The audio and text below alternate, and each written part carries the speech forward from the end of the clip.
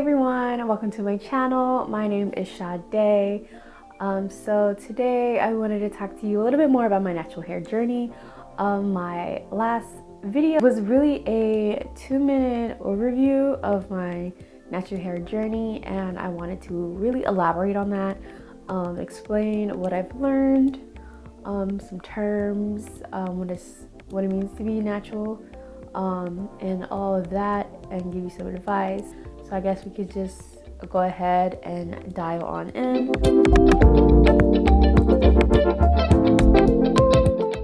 Let's start with saying that I am now 2 years natural, and really I started transitioning maybe 4 or 5 years ago, and I decided to transition because my natural hair was really short compared to my permed hair that was shoulder length, just above my shoulders. And I decided to transition instead of doing big chop because I wasn't really comfortable with rocking a tiny afro just yet. So I decided to just transition, and I came upon that term when I really started researching natural hair, learning what natural hair is, and really I started following YouTubers because that was really my main way of learning what natural hair is, how to style it, how to become fully natural. And so I was watching videos, and then I kept coming across these terms, big chop and transitioning. So I opted for transitioning because I didn't want to have a tiny afro just yet. Because my natural hair was about maybe 1 or 2 inches untouched, and then the rest of my hair was just chemically damaged from too many perms, and it was so straight, and I hated it.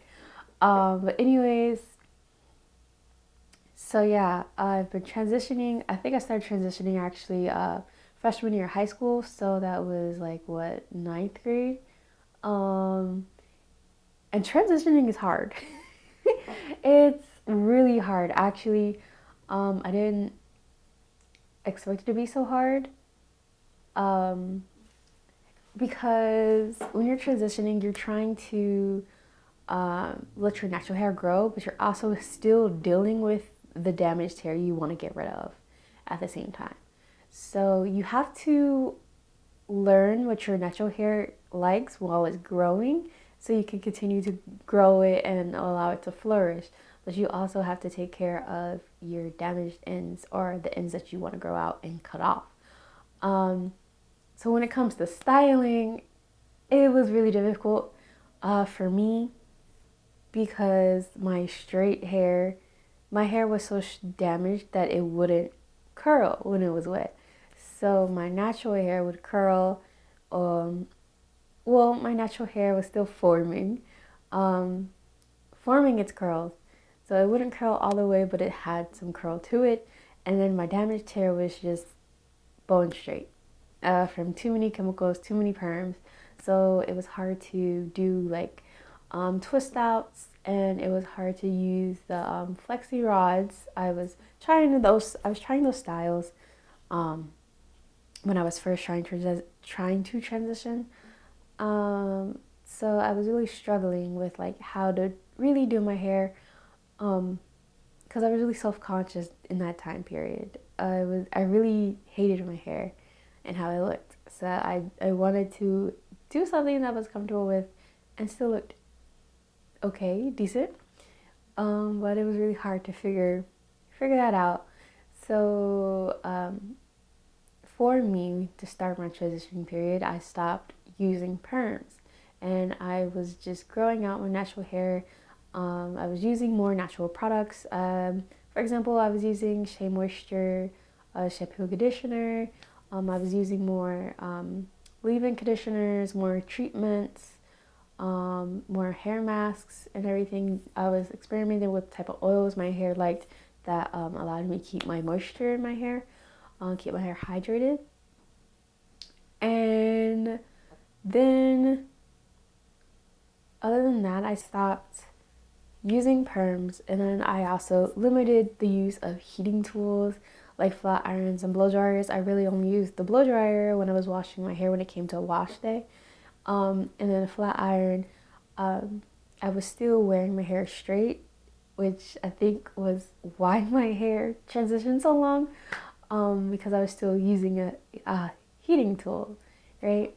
And so I limited the use of it though. So I would only straighten my hair once a week, and then I would just straighten my hair once, and then I will keep it straight without any use of heating tools, for like 2 or 3 weeks straight, and then I would wash my hair again and start over that process. And that was my version of transitioning.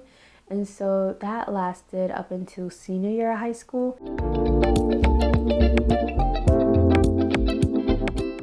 That's where I really started to discover more protective hairstyles.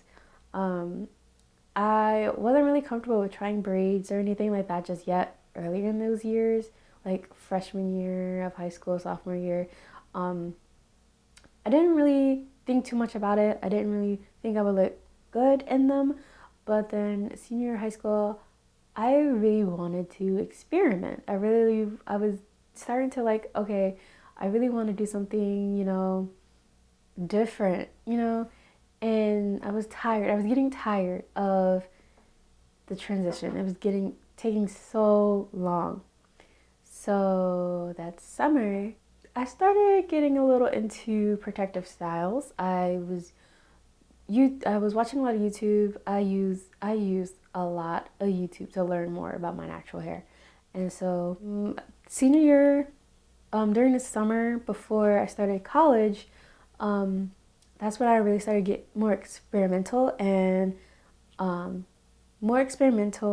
I've tried faux locks for the first time, and I loved it. I liked the look, and it wasn't the best hair quality, but I was learning, I was learning what protective styles are, how long to keep them in, how to take care of your hair and scalp while you're in the protective style, and how to put them in and take them out without damaging your hair too much. I was still learning, and I was still also learning the quality of hair that I should be using for my protective styles.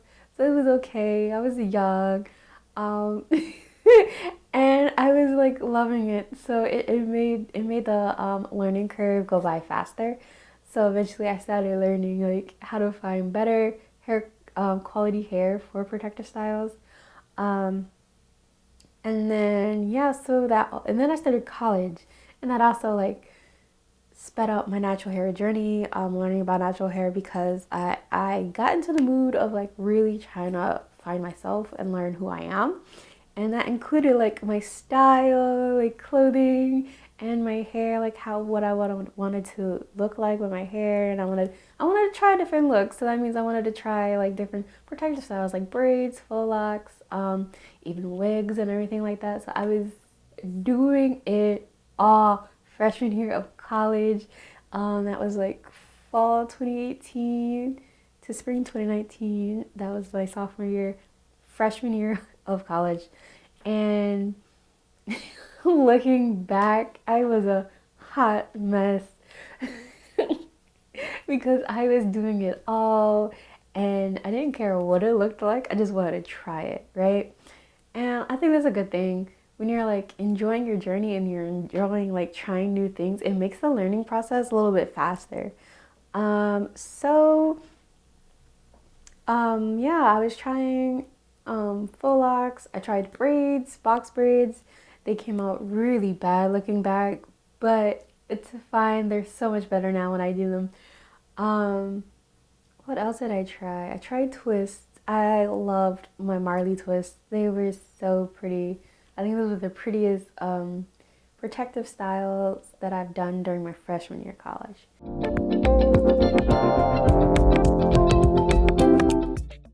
I did something spontaneous that summer after my first year of college.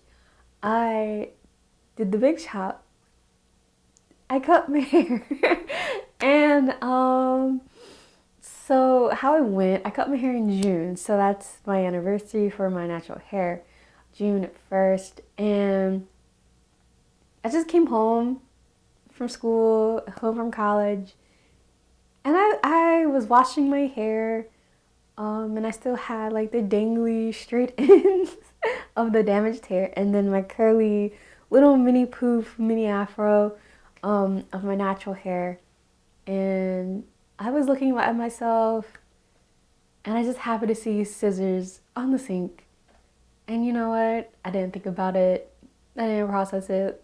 I grabbed the scissors and I asked my little sister to help me. And we just started cutting all the straight ends off. I didn't really cry at all.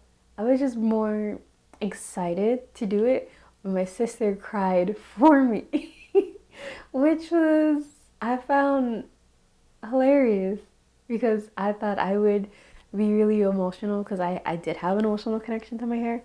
But it was funny to see my sister be emotional for me in a sense. She was the one crying, cutting away my hair, and I was the one like, oh my god, I'm cutting it, like finally, oh my, I can do so many more things now, you know? And so I cut off the front. I showed her like the point of where to cut, like the end point of where the curly hair starts and the straight ends it starts. So I told her to cut all it that way, and then I let her like even out the fro. And afterwards, I just kept taking pictures. I took so many pictures and videos, and it was a cute moment. It was really just a cute moment.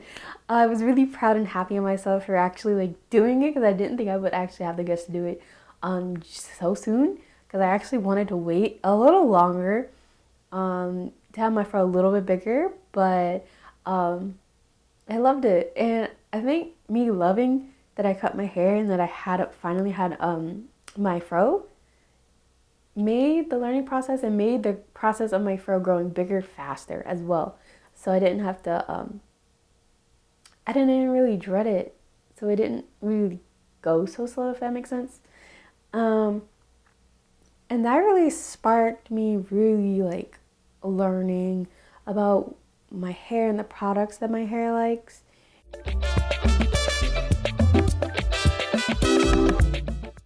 Cutting my hair really kickstarted my journey with my natural hair more. So for taking care of my fro, I did a lot of twist outs. And at first, my hair took a long time to dry. So I say in the beginning, my natural hair had more low porosity. So I would have to keep my twist in for like about 2 days. I would have to keep my twist ins about 2 days, right? And then I would be able to take them out, pick them out, fluff them up a little bit. But I really wanted more for my fro, more volume and length and everything.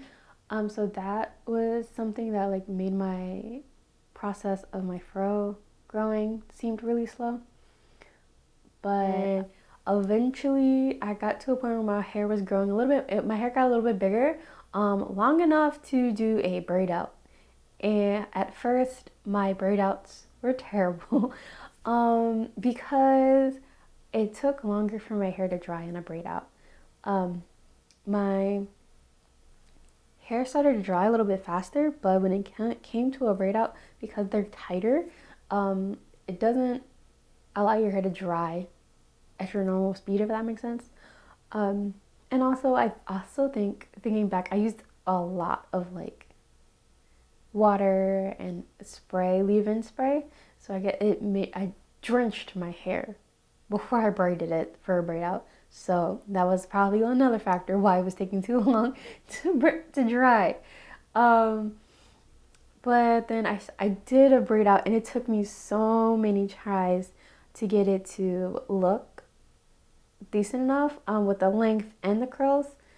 I had to learn different products. My hair type likes thicker, creamier products to seal in the hydration. And my hair also likes thicker oils for braid outs, and then lighter oils throughout the week to massage my scalp and everything like that.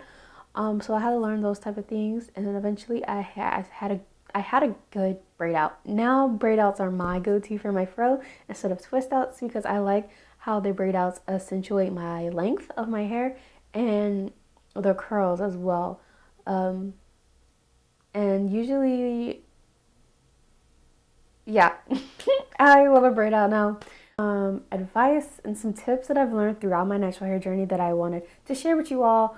For the first one I really wanted to share was really decide based on your own preferences whether you want a big chop and transition. So like when you transition, you have to learn how to take care of both your natural hair and the processed hair. And that's a longer journey before you can get to the big chop. And then the big chop, you cut off all the processed hair, you cut that transition out the way, and then you're just dealing with your own natural hair already. And you have to learn what makes your hair healthy, what your hair likes, how to accentuate your curls, how to encourage hair growth.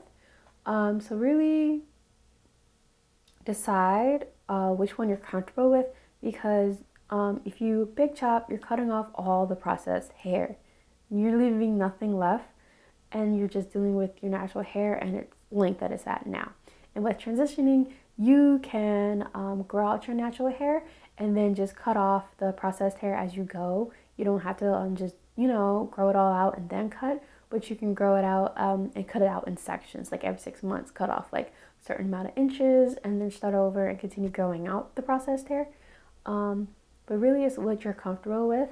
My second tip, my second advice is to really document your hair journey, document your process of growing your hair from day one, because then you can see when you feel like your hair isn't growing fast enough or you're not progressing fast enough, you can look back on your videos and really see the progress that you actually have made.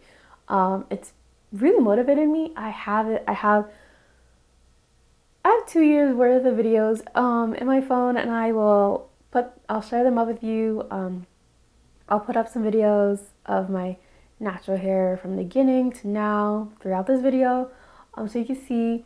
And it's really motivated me, really kept me going with growing my natural hair. And it really makes me happy to see that, I started with a shorter fro and now I have a bigger fro, and I still want a bigger fro.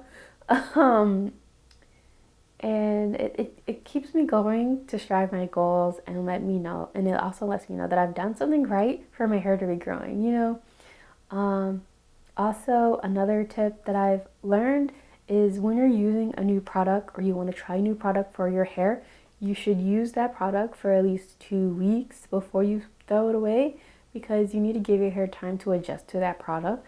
So I say if you're using like a new shampoo and you wash your hair every 2 weeks, then you need to wash your hair with that same shampoo for about a month or two, since you wash it every 2 weeks. So your hair can adjust and show whether it likes it or not. See, if you use it for about 2 months, you can tell if your hair is like more softer, healthier, it doesn't dry out as fast, the curls are popping, showing out more. If you wash your hair once a week, then you can use it for about a month, I would say, just to be safe, to give your hair time to adjust to the new products. Yeah, because you can't really tell within like a few days if your hair likes it or not. You really, that's another one. You really need to listen to your hair and pay attention to how your hair reacts to new products that you introduce to it, like oils, shampoos, conditioners, leave-in conditioners, hair masks, all of it, because hair products react different to different types of hair, and everyone's hair is unique, so you can't always rely on everybody's natural hair journey or hair care regimen. You can't really rely on mine, and you can't rely on everybody's.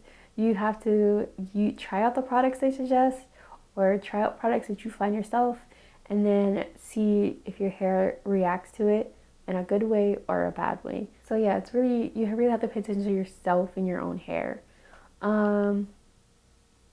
Other tips, really do your research. Follow so many YouTubers. I can suggest some YouTubers that I follow for natural hair. They're amazing. Like, they give so much information, and they do so much research, and it's amazing. And know you're not alone. Also, just know that you're not alone in your natural hair process, and growing your natural hair. You can always like ask so many people for help and advice. I'm always asking people like, hey, what products do you use? Your hair looks so nice. Like, I just want to know, like, what type of products do you use? And then I'll try it out and see if my hair likes it or not. Yeah. I think that's really all. So yeah, thank you for watching this video, staying to the end. I'm gonna look forward to interacting with y'all. So leave some comments down below, follow, hit the subscribe button, and I'll see you again soon.